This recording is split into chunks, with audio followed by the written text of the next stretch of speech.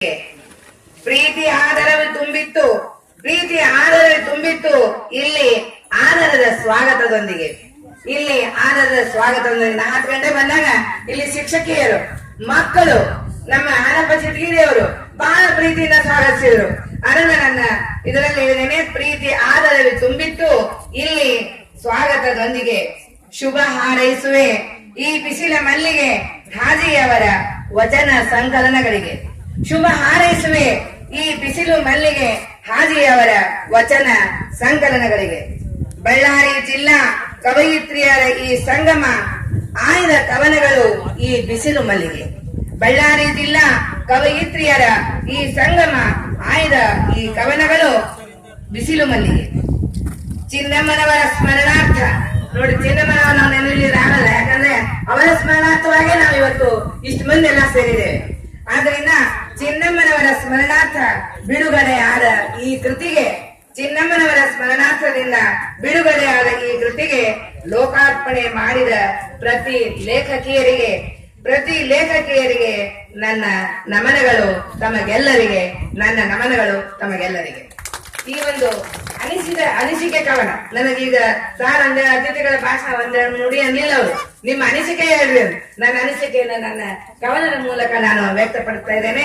ಅದೇ ರೀತಿಯಾಗಿ ನಾನು ಇಲ್ಲಿ ಅನೇಕ ವಿಚಾರಗಳನ್ನ ಬಹಳಷ್ಟು ಜನ ಮಾತಾಡಿದ್ದಾರೆ. ಆದ್ರೆ ಸಮಯದ ಅಭಾವದಿಂದ ನಾನು ಎರಡು ಮಾತುಗಳನ್ನ ಆಡ್ತೀನಿ. ಯಾರು ಬೇಸರ ಮಾಡ್ಕೊಳ್ಳೋದು ಬೇಡ, ಏಕೆಂದ್ರೆ ಸಮಯ ಆಗಿದೆ, ಬಿಸಿಲು ಹಸಿವೆ ಕಾಯ್ತಾ ಇದೆ ಹೊಟ್ಟೆಗೆ. ಅಂತದ್ರಲ್ಲಿ ನಾವು ನಿಮ್ಮನ್ನ ಯಾರನ್ನೂ ಕಾಯ್ಸಾಕ್ ನಾವು ಇಷ್ಟಪಡೋದಿಲ್ಲ.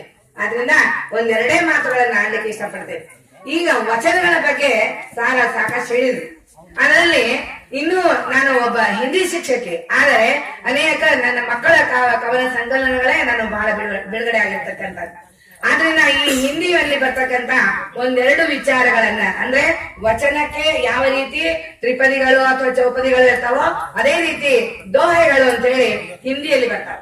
ಅವು ಏನನ್ನ ಹೇಳ್ತವೆ ಅದೇ ರೀತಿಯಾಗಿ ನಾನು ಈ ಹಾಚಿಯವರ ವಚನಗಳಲ್ಲಿ ನೋಡಿದೆ, ಅದೇ ರೀತಿಯಾಗಿರ್ತಕ್ಕಂಥ ಕವನಗಳು. ಆದ್ರಿಂದ ಅದರಲ್ಲಿ ಒಂದೆರಡನ್ನ ನಾನು ಹೇಳಲಿಕ್ಕೆ ಇಷ್ಟಪಡ್ತಾ ಇದ್ದೇನೆ. ಇಲ್ಲಿ ರಾವಣಕೋ ಹನ್ಯೋ दोष राम कह नाही, रावण को हन्यो दोष राम कह नाही, ನಿಜ ಹಿತ ಅನಹಿತ ದೇಖು ಕಿನ ತುಳಸಿ ಅಪಾಹಿ ಮಾಹಿ ಅಂತ ಹೇಳ್ತಾರೆ. ತುಳಸಿದಾಸರ ಒಂದು ಇದು ಕವನ, ಯಾವ ರೀತಿ ಹಾಚಿಯವರು ಆಧುನಿಕ ಕವನವನ್ನು ಬರೆದಾರ ಅದೇ ರೀತಿ ಇದು ಒಂದು ದೋಹೆ, ತುಳಸಿದಾಸರ ವಚನ ಅಂತ ಹೇಳ್ತಾರೆ. ಎರಡನೇ ಲೈನ್ನಲ್ಲಿ ದೋಹೆ ಅಂದ್ರೆ ಎರಡನೇ ಲೈನ್ನಲ್ಲಿ ಇಡೀ ಜೀವನವನ್ನ ಸುಧಾರಿಸಬಹುದು. ರಾವಣನು ರಾವಣನು ತನ್ನ ಹತ್ಯೆಯನ್ನ ತಾನೇ ಮಾಡಿಕೊಂಡ, ಇದು ನಿಜ.